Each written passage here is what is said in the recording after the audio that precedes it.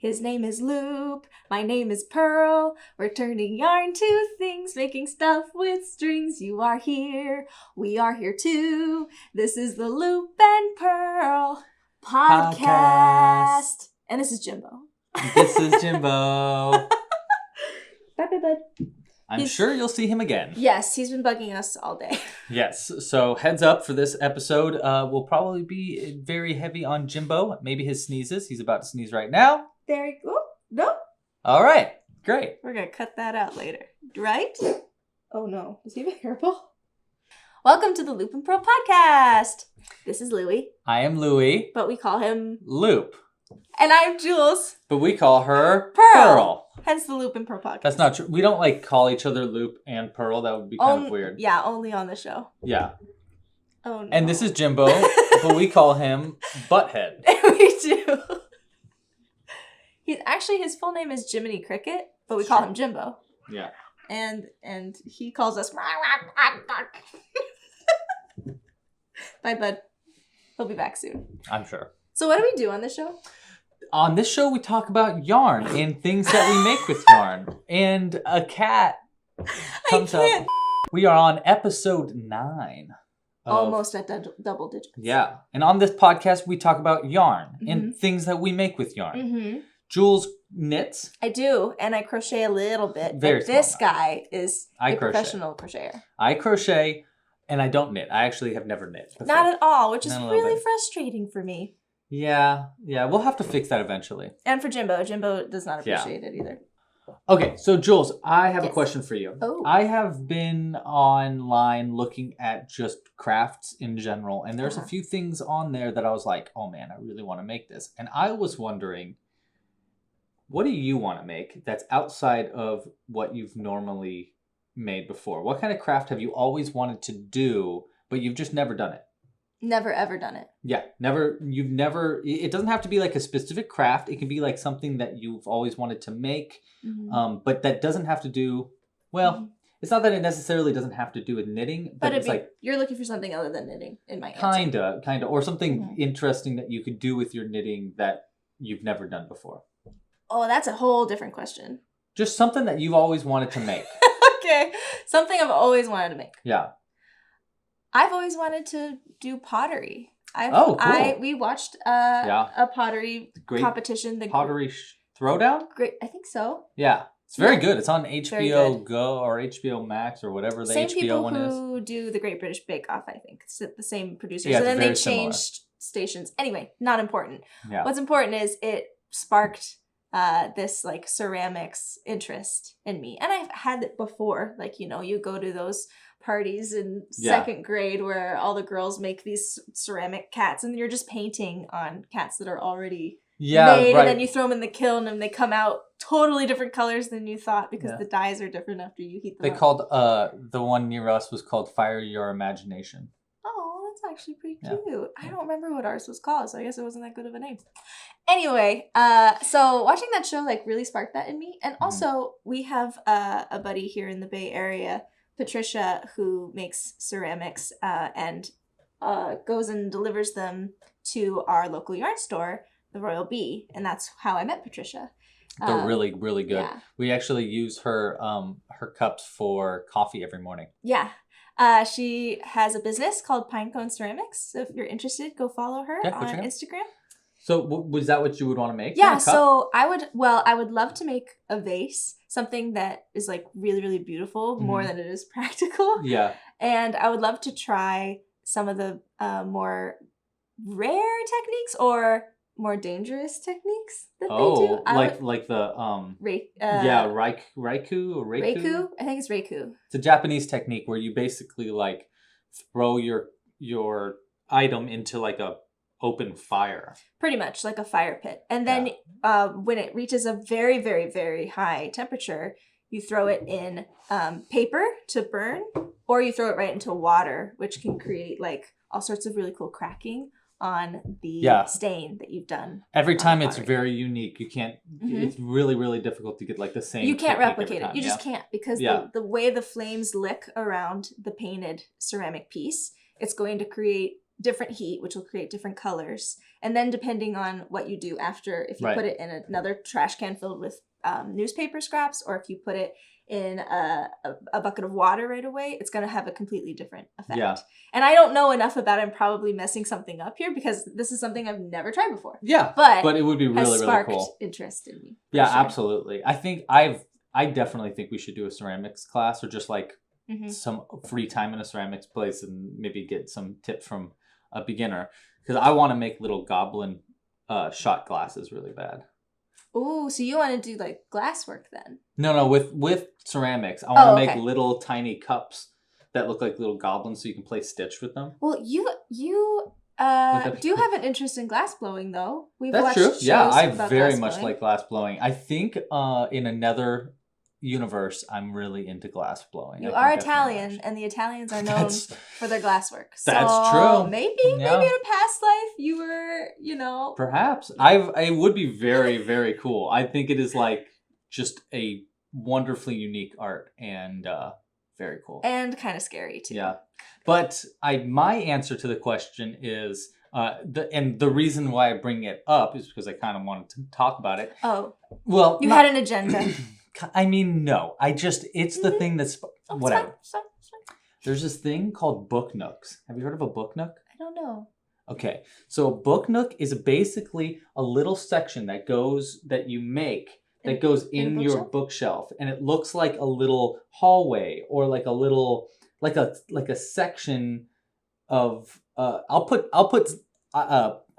ones on the screen that I really liked, but it's essentially like a little world that you put in between books as like a section, and like a divider. Like a divider. But there's a story being told. Exactly. And oh so my you gosh, could do this like, is so you. It's so me. So I keep seeing it online, and I'm like, oh my god, I could totally make some really cool stuff with that. So what is an example of what I might see in one of these book nooks? So one example that I really, really liked was it was based off of The Hobbit. A lot of times they're based off of books because they're in that book makes sense. Yeah. And so the one I really liked was it looked like you were looking into the hallway of into the place where Smog the dragon is, and so there's a bunch of gold, and you just see like a dragon's eye in the back. So like, are there different layers to this? Kinda. It's more like it's just like it honestly looks like you're peeking into another little world. And a lot of times people use like lighting to make the eye glow,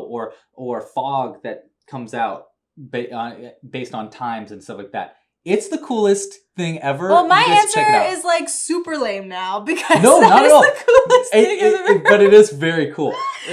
There was cool. Another one that I saw that looked like Diagon Alley from Harry Potter, and it looked like you were looking down there. And that's really neat. It is a really cool one. I think I need to go follow some new Instagram. Yeah. I've been obsessing with it over the past month. I've been on Instagram a bunch. That and fairy gardens. I've been really into looking at fairy gardens. I think they're the coolest things ever. I love it when we go to Golden Gate Park and we find a tree stump that has a little door and like a little patio. I've always wanted to. Little logs. They're so sweet, and people leave flowers. Yeah. And, it's just the sweetest thing. Yeah. If we ever get a backyard where we can decide what happens to it, since we're renting, we don't own. We've talked about this. How we want. I particularly want at least 2 trees that have fairy doors, and then like a hammock in between, or something in between them. And the idea being that like these are neighbors. That would be really cool. I really want to make a little goblin village. A whole village. Yeah, I want to make like I really want to take over Golden Gate Park. Yes. And like a section of Golden Gate Park, like a little mountain, and just bring like 100, 200 goblins and trolls and stuff in different shapes. Like maybe one's got an axe and he's like trying to hit down a We had an idea about a canoeing one. A canoeing one, yeah, with like a 3D printed swing. Boat. You could do a swing. Yeah. Or just hanging from a boat. Hanging from from a bridge, like a troll hanging from a bridge. Yeah. It would be really cool. I didn't think about the bridge. Cool. I only thought about like a very easily, like you tie this to a twig or something, like on a tree. But wow, bridge. But anyhow, I'm so inspired now. I want to just go like make miniatures. Book nooks are definitely like, especially with the last the last few of my like TikTok reel things that I've been trying to make, I've been doing those little worlds where it's like peeking into a goblin's world. And so I really want to kind of incorporate that into a book nook. I think it'd be just really cool. I've never seen these things, so I don't know how they typically look. But I'm imagining almost like a mini set design. How every set designer makes a miniature, and they have the little actors, and they have the tables and chairs, and you can see the different layers of the scenery that are built on the in the wings. Yeah, where the curtains would go. You definitely could do it like that. So that's how I would probably approach mine, and I would do it with like cardboard or paper to do like the different layers, so you get a sense of depth, and then the story. Yeah. Being like, I'm imagining the dragon in the back and then different separate piles of gold that are almost like set pieces. Because I'm a theater person, so that's where my brain went. Right, yeah. It's very cool. I very much suggest you check out Book Nooks, and so inspired. Yeah, I will mess around with one. I'm sure I will. I want to make whenever I have free time. I want to make one. Okay, so enough about Book Nooks. Okay. But let's stick with the Nook kind of feel. Okay. And why don't we try out the Knitter's Nook? That's me. Okay. So for those who don't know, the Knitter's Nook is my little section of the show, and later we'll get to Louie's Crochet Corner. So this is where I talk about some things I've just finished, some designs I've just released, things I'm currently working on, and some stuff you can look forward to in the future. So I'll start with my latest published design, which was just published earlier this week. It's the scalloped tee. Oh, yeah, this one's wonderful. And I've shown this on the show previously. I think this one was incomplete last episode, so I'm going to lay it down flat. So this was the one that you made for that skin tone challenge too, right? Yeah, this like the nude knit along. Yeah. Which is really, really funny. Check out our last episode if you want to know what we're talking about. I won a prize. During the no way, really? I did. I'm waiting for it in the mail. I don't know what it is. But how cool! That's so cool. Congratulations. I didn't know that. It's just a little prize. Yeah, but still, recognition is nice. Yeah, it's themed to the make-along, so I am a little nervous about what I'm going to get in the mail. You're going to get someone's nudes or something. I don't want them. Anyway, this is the scallop tee. This is my second sample. And the yarn I used is called Riley by Haiku, and it's made by Skasel Yarns. And basically, the reason why I made this was I had 2 skeins of this yarn in my stash, and I was like, what do I want to make with this? I'll do like a loose knit summer top. And so I actually made this sample first with just those 2 skeins. Oh, with the darker pink? Yeah, the darker pink here. And I made it like a little cropped, and I won't lie, I was definitely pushing it with Yarn Chicken.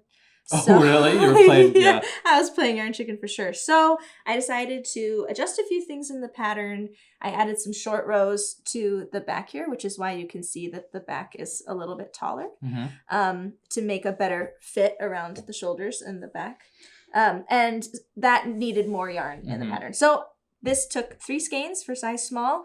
And yeah, I have no regrets with that because I love this yarn. It's a linen, alpaca, and silk blend, I believe. And the alpaca kind of shows in these little fibers sticking out. So it's knit from the top down really easily. These holes here are yarn overs, and those are the increases that create the shape there. Question. Yes. 2 questions. Or 1 question, 1 observation, I guess. First question is, does that one have holes in the back too? I didn't notice that. Yeah, so that's what I changed. So in this sample, I did the short rows. This is funny that you noticed this because I didn't think you would.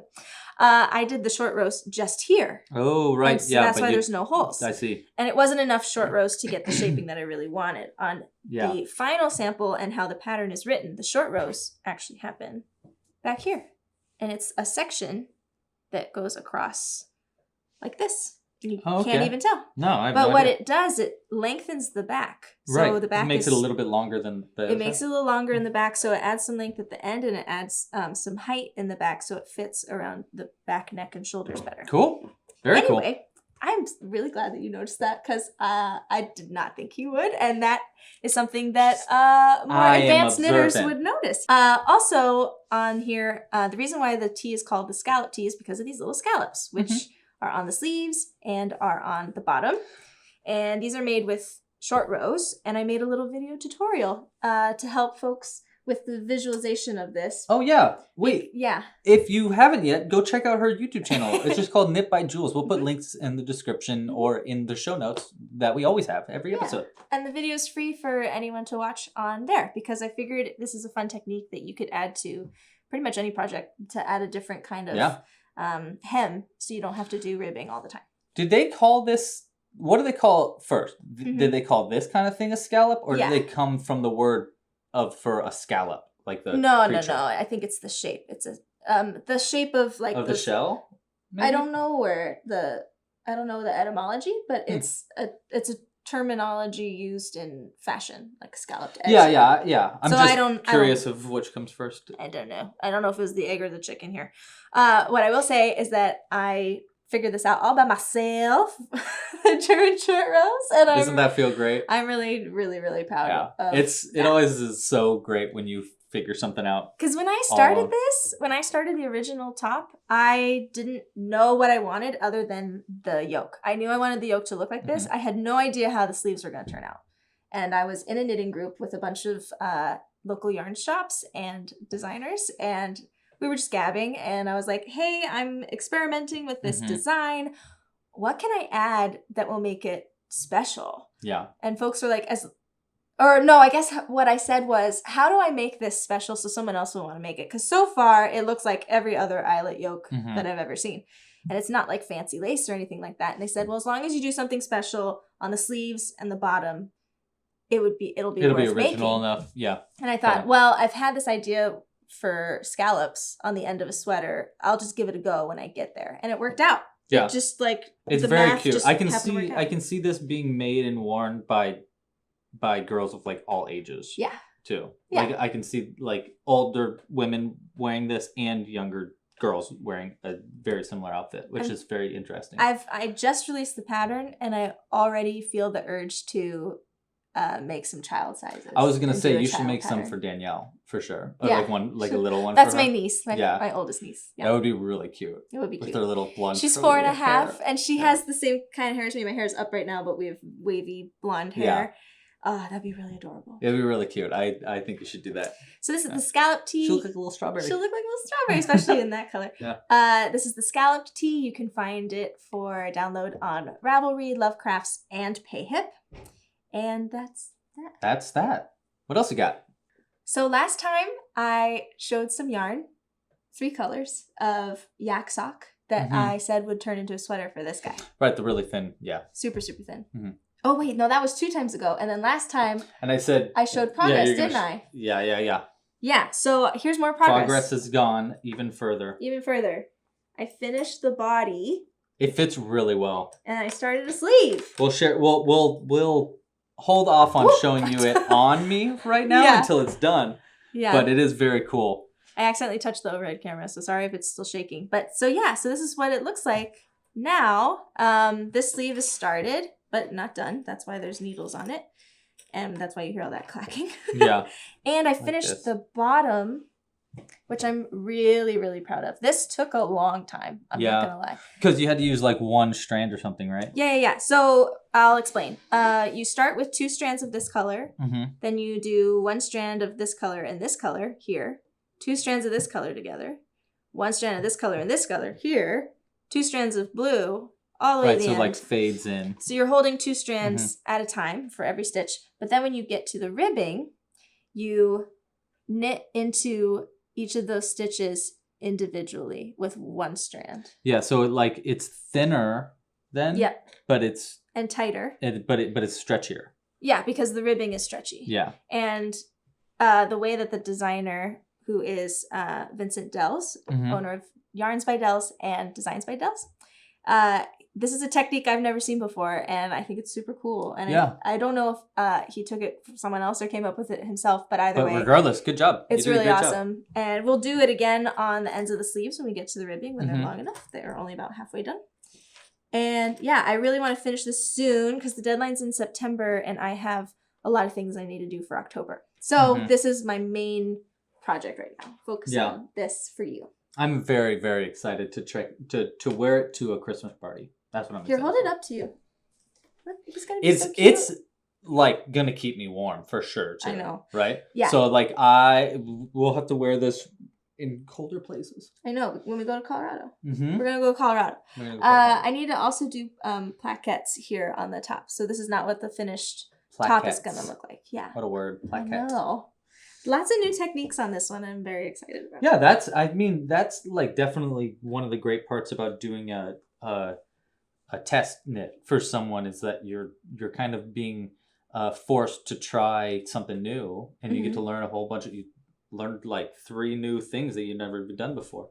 And as a designer, I get to see what works and what doesn't in the way that the pattern's written. Mm-hmm. And I can give my 2 cents like, hey, this makes sense, but maybe if you phrased it this way, it'll make a little more sense for beginners. Or maybe you want to do a video tutorial on those plaquettes, which you never do. That's why I really like doing collaborations. Like the last collaboration I did with Sir Pearl Gray, where he made the little rhino. Mm-hmm. He used a new stitch that he just made up for that, and he called it the bean stitch, and I love it. In fact, you make I'll show stitches something. all the time.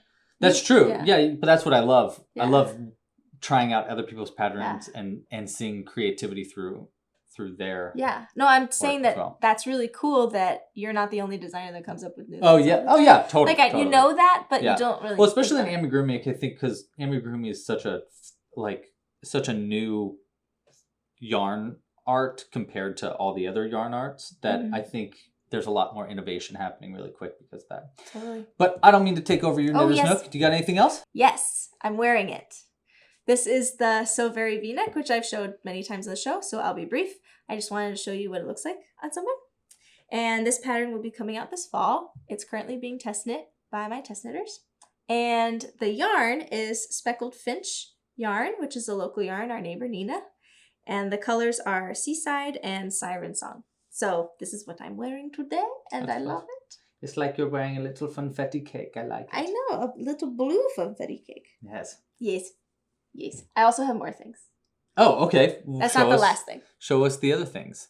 I have another future design that I want to show you. And I'm excited about this one because I finished it last night.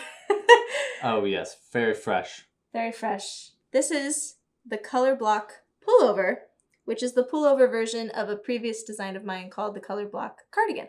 I'll put this on the table. This is so hip. So hip and with it. So it trendy. Really is.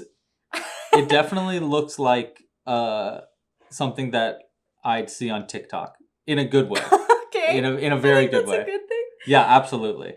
These are the same colors as the cardigan, but I did them in a different order. And I made the sleeves the same color sequence as the body of the sweater, which is different than the cardigan pattern I published, which is right here. You'll notice that the sleeves, sorry if I hit you in the face. The sleeves are blue, pink, white, yellow, but the body is white, yellow, blue in a different sequence. Mm-hmm. Because I was, trying something different. And I thought it'd be interesting to make a pullover version, but make it more symmetrical and totally. What I really like about this is, well, first off, I love the colors that you went with, and I like the order that you went with it. Thanks, me too. And I also love that when you look at it, it's so easy for someone to imagine in their own color scheme if they wanted to. It's very easy for them to go like, oh, that would look cool with my favorite 4 colors. 5 colors. Yeah. Yeah, that's very cool.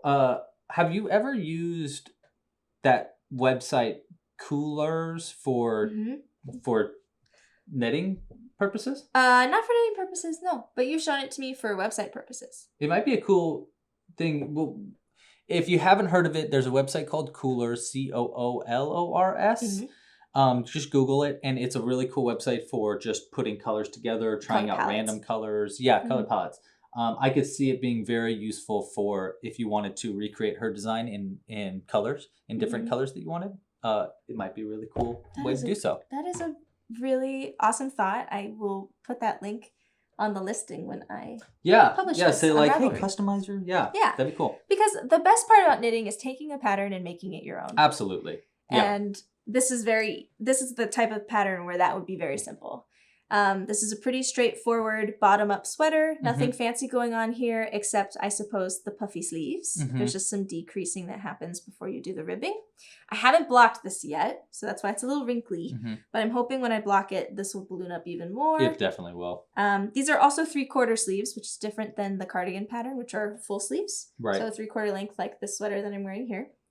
And I did that because I didn't want it to be too hot. This is already 2 strands of brushed alpaca yarn, so it's very warm already. Yeah, this is going to be a toasty one. But what I was going to say was, you're saying it doesn't have anything too fancy, but I would argue that using 2 strands of a fuzzy yarn in and of itself is something fancy. I guess so, yeah. And I went with 2 strands so it wouldn't be see-through, so it'd have some structure to it. But when you knit those 2 strands together, it's still an Aran weight yarn.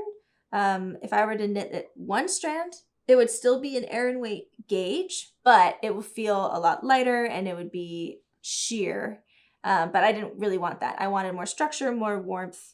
I wanted those stitches to be closed up with the fluff. Totally. Yeah. I can imagine you wearing this on a plane and falling asleep within like the first like 5 minutes. It feels like a cloud. It really does. It has a really nice squish factor to it. Yeah. I could fall on this from like a 3-story building and be all right. So this is the color block pullover. I just finished it last night, so I need to send it to a tech editor and get their feedback, and then I'll set up the test knit real soon because I want this also out in fall, maybe early winter. Yeah, I could see November-ish, maybe. Yeah. I think November is where it's going to fit on the calendar. Cool. So that's the last thing I have to show, but I'm working on a ton of stuff. I have 2 collaborations coming up. I'm just waiting for the yarn support to show up in the mail. Yarn collaborations. Yeah, well, collaborations. They give me yarn, I do the writing. Yeah. So keep an eye out for more things coming out in October. Okay. Do you want to talk about it more? Early next year. So we won't tell them about the yarn companies right now. We'll maybe next episode. Next time. Okay, but that sounds good to me. A lot in the works. I'm going to try to do as much work on your sweater before the yarn shows up for those. And I have to dive into those. Sweater's going to be finished by the next episode. I hope so. That's the goal. Sweater's going to be finished by the next episode. Maybe you'll wear it. You watch. Yeah, maybe I'll wear it. And that's the Knitter's Nook. That's all I got. That's all you got? Yeah. Okay. Well, great. Well, before we go to your section, the Crochet Corner, I have a question for you, much like the question that you had for me at the beginning. Second question of the episode. Yeah. If you were to learn how to knit, okay, what would you want to make with your new knitting skills? Okay. What do you want to make most? Okay, I have an answer. While I'm answering it, you think about the reverse. If you wanted to crochet, what would you want to crochet? Now we're gonna imagine that both of us now know fully how to crochet and knit, right? This isn't like a beginner pattern. It's like once you are a pro, anything you want to make. Okay, definitely would want to knit a goblin army. Like, no question, that's what I'd want to make first, is a goblin army. I think it'd be amazing. Yep. No shocker there. And compete against little crocheted armies? Are you kidding me? That'd be so cute. That'd be adorable. It'd be really fun. Knitting versus crochet stitched. Yeah. Now, garment-wise, I would probably want to make a really oversized sweater because I just love wearing oversized sweaters so much. But I can't even fathom being patient enough to finish a sweater. With the projects that I work on, there's no way. Like, I just won't ever be able to do that. Well, here's my trick for people who say that. You gotta find a pattern and a color palette that will keep you interested the whole time. Yeah, that's gonna be difficult. Because if you're knitting with a yarn you don't like, if you're knitting a pattern that is not interesting to you, whether it's too boring or it's too hard. Yeah. If you're knitting in colors that are boring. Yeah. Like black and you're brown. You're gonna want to quit. You're gonna want to quit. You're never gonna want to finish that thing. That's true. That's true. So you want to make something that you are super excited to wear. Yeah. Because of all those different factors. Yeah. That's why I want to make a little goblins and trolls and stuff, is because I think it'd be, first off, really, really fun and something I would really enjoy making. But also the time that it would take to make a little goblin, even if I didn't know how to knit that well, I'd be able to progress like way quicker. Yeah. It'd be so fast. So what would you crochet? I would crochet a pair of lacy shorts. I've always wanted to crochet my own pair of lacy shorts. I even have a pattern in my queue on Ravelry just waiting for me to get to that level. Because I do know how to crochet basic stitches. I've made a few things now. But when I look at those shorts, I'm so overwhelmed because one, it's like thread that you're using. Two, there are so many different lacy motifs in there that I don't even know where to start. And three, I'm not good at reading patterns still. I'm very much a beginner crocheter. And I always go to him like, what does this acronym mean? Yeah, but you catch on pretty quick. I mean, I don't think, I mean, it's not that tough to catch on. I think you could probably crochet shorts. I don't think you could design shorts, but I think you definitely could do a pattern at this point. I think I could, and one leg would be tighter than the other. Yeah, maybe. Yeah, maybe. I would have some tension issues. Yeah. And I would probably make mistakes without realizing it until 3 rounds later, and I realized I don't have enough stitches. Yeah. I'm not good at counting my stitches, my crochet stitches. No. That's what I love about knitting. You can see clearly where the stitches are because they're on your needles, and you just have to count the strands. It's easy to count stitches in crochet. No, you just need to look for the V. You're lying. Yeah. So I'd make shorts. I would make like cute little lacy white shorts. White ones? White ones. That you'd have to probably wear something under them. That's the other thing. I'd have to figure out how to line those suckers, which is why this is my answer for you are an absolute pro. You know how to do all these things and it doesn't intimidate you. Yeah, totally. Then I would make those shorts. Yeah, that's the caveat. Until then, cowls and shawls for me. Shoulders and cowls. Shawls and cowls and bags. Oh my. And with that, let's jump over to the crochet corner? Yeah. Cool. Let's do it. Are we diving in? Like Olympians. We should be Olympians. Yes. Oh my God. We didn't even talk about Olympics at all. We should have talked about Olympics. Would you consider the Olympics an art form? Would you consider sports? Would I consider sports an art? I would say that yes, but it depends on the sport because dance is no question a sport and an art. For sure. Like gymnastics, no question, because there's a lot of creativity in what you're doing for your routine. But running, I wouldn't consider that an art. I'd consider that a competition, a sport, because there's not really a lot of, I mean, there's some creativity in running, like how many steps do you take between hurdles, stuff like that, but not really as much creative options. It's more on a practical level. Yeah. More on a what's going to get you there faster and successfully. That being said, that's funny that you say that because one of the things that I have found while we're watching the Olympics that I've really enjoyed is seeing athletes be creative in their art or in their sport to progress further or better than other ones. For example, Katie Ledecky, I learned about her freestyle swimming and how she doesn't really kick as much as the other people. And it's not really aesthetically like a pleasing. Looks a little funny. It looked funny, but she is so good at it and she uses less energy because of it. And when I heard about that, I was like, that's creative thinking. Like that's a creative way to take your sport to the next level, which I thought was really interesting.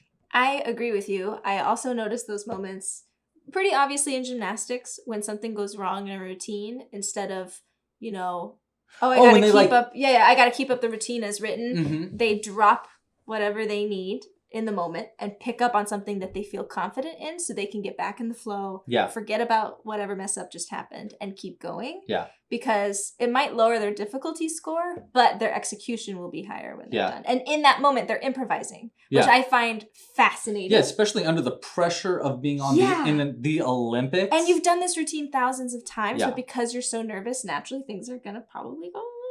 Yeah. And you have to be flexible. Gymnastics. You have to be flexible and able to adapt. And that is something that I don't often think about when I think what makes a good athlete. Yeah. And we also saw it in skateboarding too. Oh, skateboarding is no question. Cool. Skateboarding is an art, period. Yeah. Like that, I have no question in my mind. Whenever I see skateboarding, I think this is an artist because this is an artist that can control their paintbrush so well. And I admire skateboarding so much. I think it's the coolest art ever. And that one's evolving super fast. Yeah. Because it is really new, and people are making up new tricks all the time, and they're naming them after themselves, like in the Olympics. Yeah. The announcers kept saying, "Oh, that's her signature move." That's called the yeah. It's really cool. I think when I first started crocheting, I was really into skateboarding, and when I was making up my own stitches, I was definitely funneling that part of the skateboarding of the creative process of skateboarding of going like, okay, I know how to do this kind of flip. I know how to do this kind of shove it. Let's put them together and make a tray flip or something. And I thought something very similar when I was crocheting of, okay, if I do a yarn over here and go into there and then pull through, suddenly it's a new stitch using other stitches together. And a good example. And you make a new shape. Yeah, and you make a whole new shape. So I definitely think of skateboarding and crocheting having that very similar of a freestyle creative freedom. Yeah, freeform to them that it's funny because I don't talk about that connection a lot, but I definitely connect those two in my mind very similarly. I think you would really be interested in some freeform crochet garments that people make. There's a lot of freeform knitters that I've met, especially when I worked at a yarn store, that would come in and say, I don't really know what I'm making. I have enough experience where I can just cast on and figure it out and just go with the flow. And they don't write their patterns down. They don't publish them. They don't follow other patterns. They just take what they need and wing it. And I find that so fascinating and so cool. This is a great opportunity for me to talk about my new live stream thing that I'm going to start doing, which is I'm going to start doing Freestyle Fridays. So I'll show you one of the first like design live streams that I've done in a while. I used to do something called Monster Mondays really often, where I draw a monster and I'd crochet it live on stream, and I wouldn't have a design ahead of time. I was just making it up as I went. Or someone else would draw the monster. Or someone else would draw it, yeah. And I was just improvising, completely improvising. And so I did it again recently for a live stream. And again, I'll show you the rocket that I made in just a second during my Crochet Corner. But I really had that feeling of like the freedom of designing on the go, on the fly. It was so much fun that I'm like, okay, I'm getting back into this for a live stream. So if you're watching and you enjoy my live streams, I hope you guys enjoy Freestyle Fridays, which I'm going to be starting to do. Make sure to subscribe. But Freestyle Fridays are coming at you with some freestyle designs in it, and I think it'd be real. I'm just really excited about freestyling more. He's so cute. Yeah, he's excited. Improvising crochet is really, really fun to me. Cool. Yeah. Then let's go to the Crochet Corner. Let's go to Crochet Corner. For? Okay, well, welcome to the Crochet Corner. This is my little segment to do a little bit of show and tell, show some of the patterns and projects that I've been working on over the past month and some of the stuff that I'm going to be releasing in the future. So let's start off with my latest design. So this is my newest design that technically at the time of recording isn't out yet, but it's coming out very soon. It is the Relic.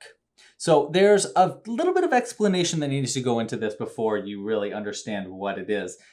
This is from my tabletop game that is called Stitched, War You Can Craft. It's a tabletop game where you make all of your pieces out of arts and crafts. I crochet all of my pieces, but you can make them out of whatever you'd like. In that game, there's a game piece called the Relic, which is essentially a depiction of an ancient god or high-standing member of your goblin's tribe or society that you cast magical spells on to show praise and worship to that past elder. It's kind of confusing. It makes a lot more sense when you play the game. Yeah, but out of context, it's a bit much. But essentially in the game, you cast a bunch of magic spells, and if you get all 5 of them successful, your team wins. That's one way to win the game. That's one way to win the game. There's other ways to win it too. If you want to learn more about it, I'll put links in the description, or you can go to stitchedthegame.com.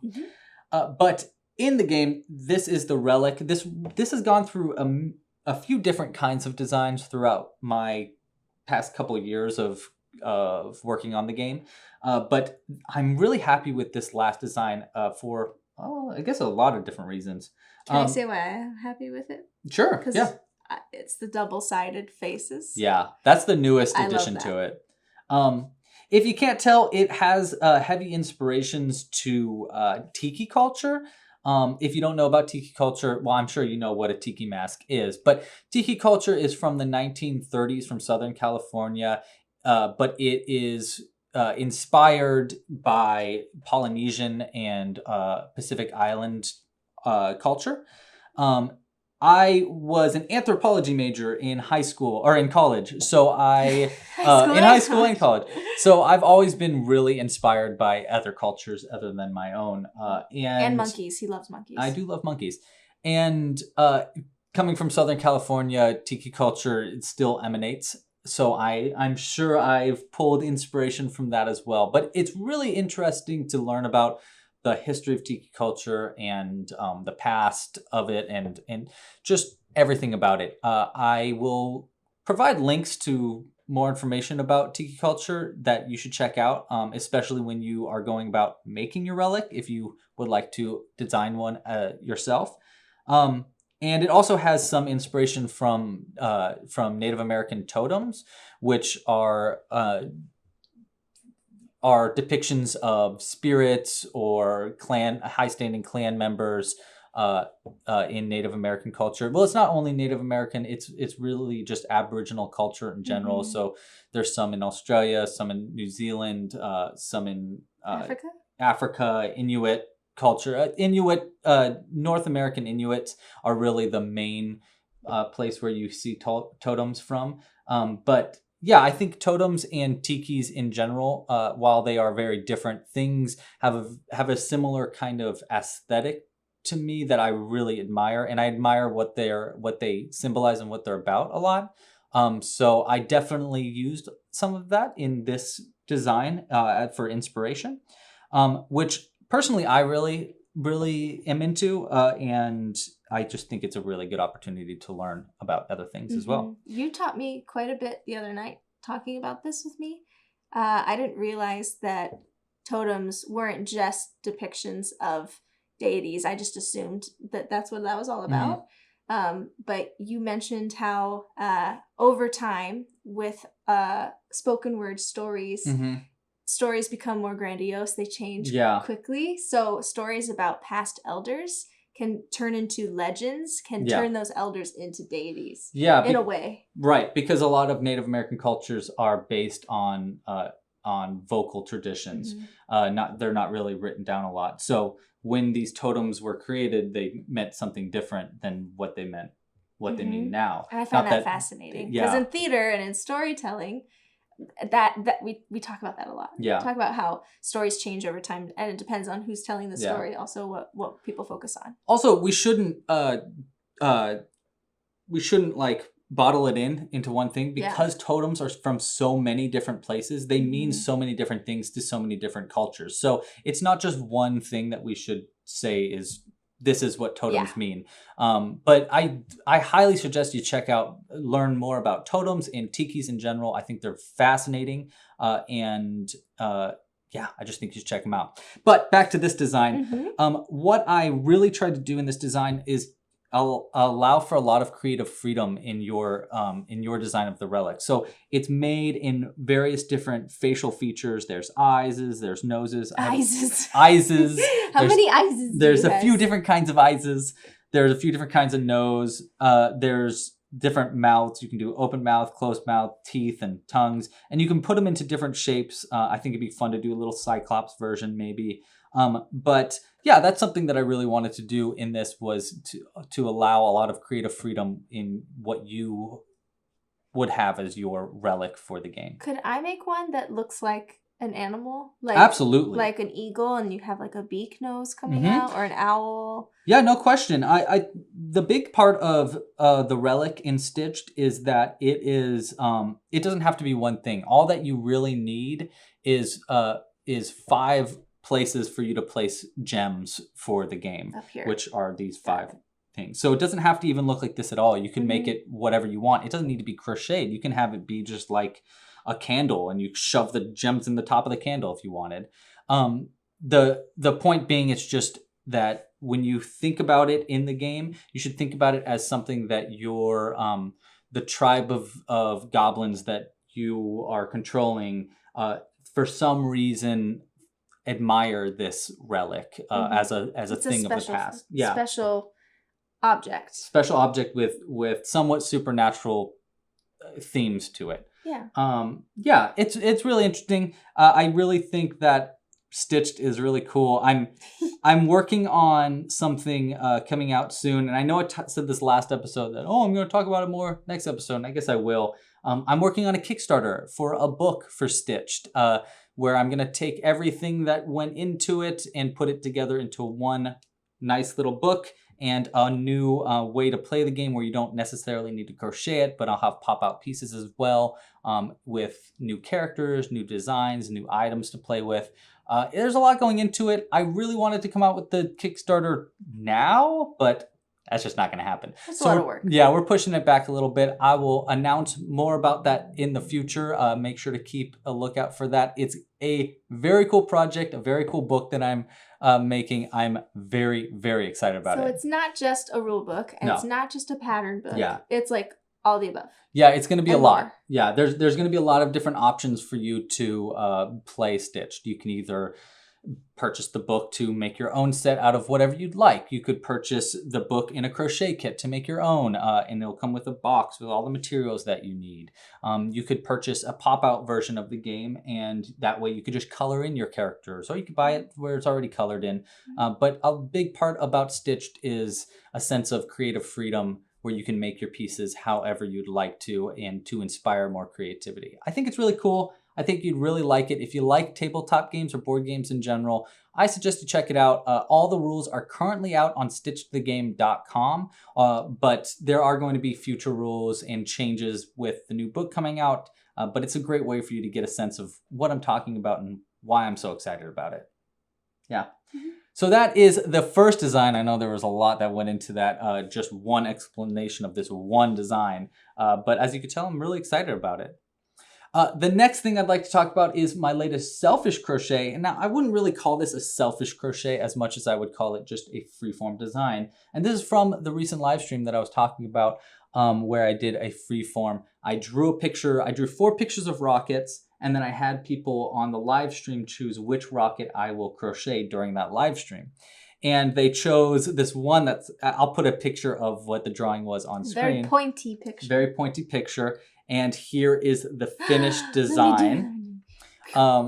We got the choice of name from the live stream as well. It's called the SS Lavender Dreams, which I really like. The main reason why I did this was for the crochet challenge this month, which was to create your own rocket, either using my rocket or UFO designs as inspiration, but you don't necessarily need to stay to those patterns. You can make your pattern whatever you want. So I thought I'd participate in it as well, not for me to be a part of the challenge, but instead just to like inspire creativity and for other people to crochet their own spaceships. And so this was mine. I know I'm going a little deep into all the parts of this design, but I really like it a lot. I think it's really it's similar to the last rocket ship pattern, but different enough to make it its own ship. I like to think about what the astronauts inside look like, or what kind of... You're so cute. Yeah. I was admiring the details that you added that you normally don't. The little baubles on the bottom. These little baubles on the bottom, which makes me think, what do those do? The little divider here, which I imagine like when this takes off, this part like just falls off, or, like that part breaks off. I don't know. And I want to see like a little astronaut. What's really cool also is that these windows are made with glow-in-the-dark yarn. Yeah. Also, I know you can't tell because we don't have smell-o-vision, but this lavender yarn smells like lavender. It does, yeah. It is the Lavender Dreams, and it emanates lavender. It's scented. Yeah. So lovely. So, yeah, I really like it. It's a fun little selfish one. I did put the pattern on the website if you would like to check it out. It is in the library now, which is something also that I really think is going to be cool about these Freestyle Fridays, is doing like a live pattern and stuff. So, yeah, this is my latest self-design. The next one I wanted to show is actually brand new as of last night at about 2:30 a.m. I was like, I'm going to make something. I don't think I've seen this. Nope, you have no idea what this is. I crocheted a very tiny frog. Oh my god! Yeah, I made this last night, really late at night, so you can see it. The overhead camera. Yeah. Oh my goodness! I've gotten a lot of requests to make frogs in the past, so I was like, you know what? I'm gonna make a frog tonight because I can't sleep and I wanted to. I also gave it a little bit of a butt.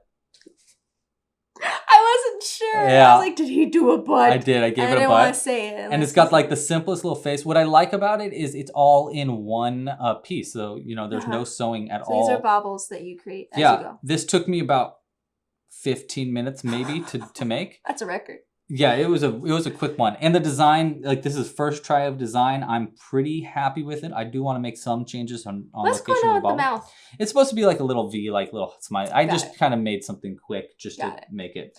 Because when I think of frogs, I think like flat mouth, like a straight line. Yeah, I think I want to try to do a little like chubby mouth maybe next time. Yeah. But I'll probably add this to the rough drafts pattern on the website pretty soon. Cool. And I can imagine coming out with this pattern relatively soon. Probably expect it in like November. No, you get to name it. I get to name it? Yeah, if you'd like to. Gustav the frog. Speaking of rough draft patterns, brand new added to the rough draft patterns is this Ankylosaurus, which I have shown before in the live stream, but I finally finished up the rough draft for it. So if you're interested, if you have a membership level account and would like to try some of my rough draft patterns, give me your advice, give me your feedback, you can find those at clubcrochet.com/rough drafts. There's also a link on the home screen if you would like to check that out there. But yeah, this is the Ankylosaurus, one of my newer designs for dinosaurs. I want to come out with 4 more dinosaur designs to go with my Triceratops and T-Rex and stuff. So I just really like Ankylosauruses. I think they're very unique looking for dinosaurs. Yeah, they have plated on the back. These on the back here are actually those bean stitches I was mentioning earlier from Sir Purl Grey. And then are these spikes added later? Yes, so the spikes are added after the whole body is made. You sew on the spikes. Cool. But everything else is made in one piece. So it is not... I wouldn't say this is the most complicated of the dinosaur designs, but that being said, it's not that bad because there's such a small amount for you to sew on. So as long as you keep track of your stitches, it shouldn't be too crazy because there's not as much freestyling for like sewing pieces together, because that's where a lot of, at least for me, that's where I get lost sometimes, is like, where do I sew this on? So which dinosaur pattern is beginner friendly for someone to start with before they do this one? I would say either the Triceratops, the Stegosaurus, or the Brontosaurus, which are 3 patterns that are currently out. I would try the Triceratops first. A lot of people say that that's the first pattern that they work on, and it is very, very cute. It's adorable. And what's nice about both this one and the Triceratops is that they're really quick to make. You can make them for your first crochet project. Spending an hour trying to make a crochet project is not that bad. Even if you make it from start to beginning and it's horrible by the end, you only spent an hour, and the second try you're only going to do better and better. So yeah, I highly encourage, if you're just starting to learn to crochet, try small projects because it doesn't feel as debilitating when you have messed up the project, and also, which you will do. Also, you won't get burned out on it and put it aside and never pick it up again because you're going to finish it so quickly. Exactly, yeah. Which is one of the reasons why I really like doing small projects in general, but also why I encourage small projects for beginners. Yeah. Cute. Last thing I wanted to talk about was my upcoming designs. And this has been a long-awaited pattern, probably a year. Didn't you talk about this on our first episode? I've talked about this many times. It is highly requested and finally coming out. We'll do overhead camera first, so it'll be like... Dun dun dun dun dun dun dun dun dun dun dun dun dun dun. It's a dragon. It's a dragon. It's a very tiny dragon. But I mean, compared to the goblins, I guess this it's is not not that tiny compared to your usual stuff. Yeah. This is big. It could be made a lot bigger with bulky yarn. In fact, I think one of the testers of the pattern actually has made one in bulky yarn, and it's really cool. Do I look like Daenerys? You look exactly like Daenerys. You got the blonde hair and everything. But yeah, dragon pattern coming out soon, very, very soon. This is going to be next month's Club Crochet Pro kit as well. Cool. So if you are a Club Crochet member, a Pro member, you're going to be able to get this kit mailed to you, and it's going to have some extra little stickers maybe. I don't know. Oh, and now question. The wings. Yeah. I can bend them. Yes. How do I do that? Why? So one of the cool things about this pattern, which I'll talk about this a lot more in the next episode because the pattern will be out. Okay. But what you're talking about is pipe cleaners. There's a lot of pipe cleaners involved in this. So the neck, the arms, you look like you broke his neck. Yeah, I know. They're all flexible. Yeah, the wings. The wings are one of the coolest ways that I've designed wings in the past. It's very unique. Hi, Jimbo. Hi, buddy. Jimbo's jealous that we're talking about another animal more than him. And the last thing I want to talk about really quick for this new design, because I have been going a little long, is It's Jimbo. Is a miniature dragon that I'm also working on a pattern for. It's just like a baby. Just a baby dragon. He looks like a mini T-Rex pattern you started. But you've like revamped it. Yeah, I added bat wings to make the wings for them, and yeah, so this is probably going to be coming out at a similar time as the dragon pattern. At least that's what I'm aiming for. But yeah, if you would like to get the kit early, or like you also get it for discount if you're a Club Crochet Pro member. So you can learn more at clubcrochet.com or wherever. Sorry, I got so distracted. That's all good. Cute. He just touched noses with me. Touched noses. Come on, buddy. Well, that's all that I've got for us. Which means that's all we got for you. Yeah. Thank you for watching. This is episode number 9. We'll be in double digits next time. I'm very excited about Wow, that is actually really exciting. Yeah. 10th episode. 10th episode. Crazy. Maybe do a giveaway? Maybe we'll do a giveaway. Might be kind of cool. Might be kind of cool. We have a lot going on in August, so the episode might not come out till September. Yeah. Like probably late September. Yeah. Keep an eye out there. Until then, please like and subscribe so you get a notification when it does come out. Yeah, you can check out our past episodes by going to clubcrochet.com/podcast. Or you can check them out in a playlist that we'll link as well. And I guess that's all I got. Happy knitting. Happy hooking. And pasta la pizza. Bye. Bye. Say bye, Jimbo. Bye. Bye, Jimbo. Bye.